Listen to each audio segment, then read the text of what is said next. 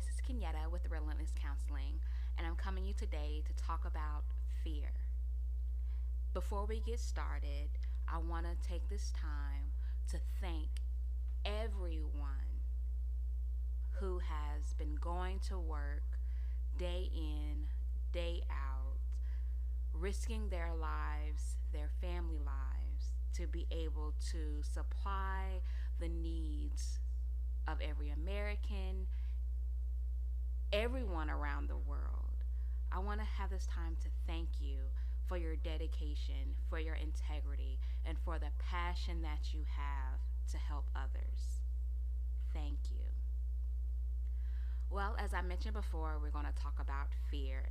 And what a perfect time to talk about fear because of the fear that we face every single day in this pandemic that we're in, dealing with COVID 19.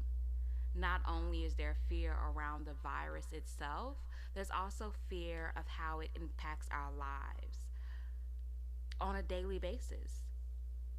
What's going to happen after COVID 19 is all over? There still may be some fear there because there's a lot of changes that are taking place that may not go back to our quote unquote normal as it was before COVID 19. So I want to dig a little deeper into the fear that we experience and how we can face that fear and overcome that fear. COVID 19 has increased our anxiety, it has increased our stress in many ways, and is giving us a lot of fear of the unknown and the uncertainty that we have about this fear, about the COVID 19, and what that does in our daily lives as far as our work, our relationships, our time we have alone, how that fear has impacted of what we do every single day. And fear is really what is the unknown. We fear what we don't know because our minds go into a whole frantic and chaotic state of, I don't know what's about to happen. I don't want to lose. I don't know how I'm going to benefit from this. And that fear takes our mind to so many different places. We go to extremes. We go under extremes. Sometimes we over exaggerate. Sometimes we underestimate things.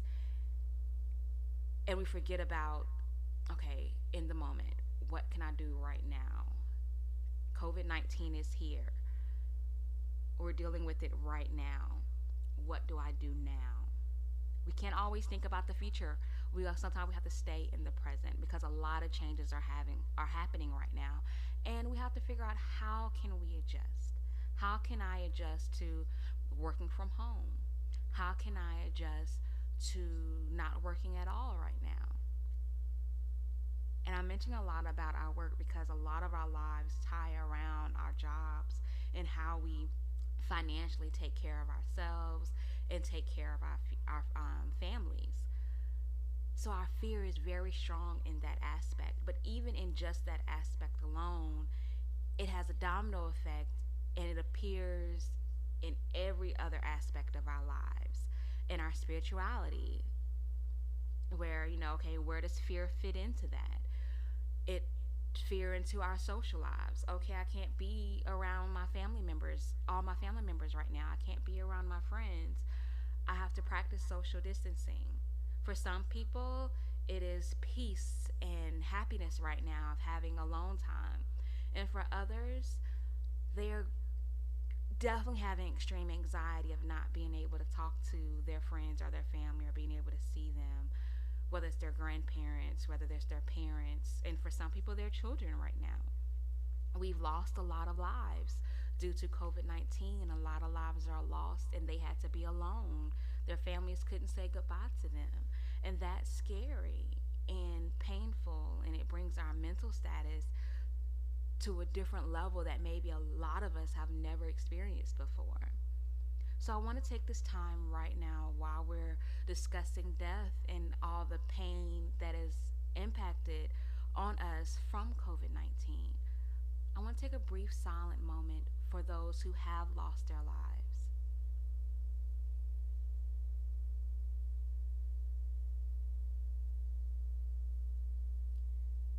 recognize the pain and the grief that death causes, and especially when it's around an illness that we don't know a lot about and is still impacting our world every single day. So, those who have lost a loved one through COVID 19, we're definitely here with you. We stand by you. We cry with you. We support you. We may not always know the words to say or what to do in this time to help you, but we do stand by you and empathize with you and know that you are not alone. Thank you for being here. Thank you for taking the time, even through pain, to still move forward, to still live your life, because it is very hard when your loved ones are not there. We do support you. But we talk about this fear. We talk about the anxiety that is causing. But what do we do about it? How can we get through this time in our lives, this pandemic, with our heads still held high, still with hope for our future and for what will happen tomorrow? We can do that by being in the present, by staying focused on the now, adjusting to what we need to adjust to. For those who are working, who had to stop working in the office and having to work from home, it is an adjustment working from home. Also, if you're a parent, schools are closed and you having to be a teacher at the same time, and then being with your family 24/7, it can be a lot. It can be chaotic. But give yourself that space and that time to have structure in your daily lives of adjusting to working from home, homeschooling your children, and in your relationship with your spouses and partners.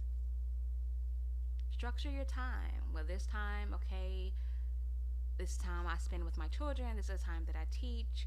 This is the time that I have to do for work. This is the time I spend quality time with my family.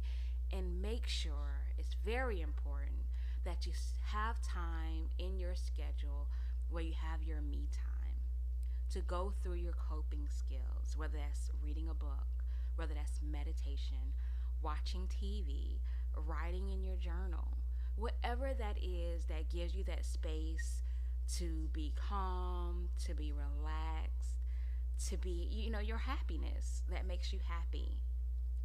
Because as we still have our labels and our responsibilities to other people, we still have a responsibility to ourselves, especially in this pandemic and in the time of fear and anxiety. You have to get control of you and get control of what is causing the chaos, what is causing the anxiety. Not the COVID 19 necessarily you can get a control of. There's only so much we can do, but taking control of the things that you know you have control over. Take time to breathe. Take time to say, hey, I don't know what's about to happen, but I do know right now I am living. I am able and capable to be in this moment and to live in this moment of what I do have. You can do this. It is a lot, but taking it one day at a time, it kind of reduces that a lot to a more controllable, a more easy setting where you can direct that fear. Sometimes we have to compartmentalize our fear and our anxiety because it is a lot to not overstress ourselves. But what we can do is stay focused, adjust, trust ourselves, use different ways creatively to reach out to other people when we need that connection time, whether that's through video, whether that's through phone, even if that's through, hey, I live next door, I'll talk to you, get my chair, and I'm going to talk to you outside. Still social distancing, but we still have that face-to-face connect. So be creative with that. Love yourself through this time. Love yourself through this fear. Because one thing I do know is not going to last forever. Fear is not going to control you forever if you don't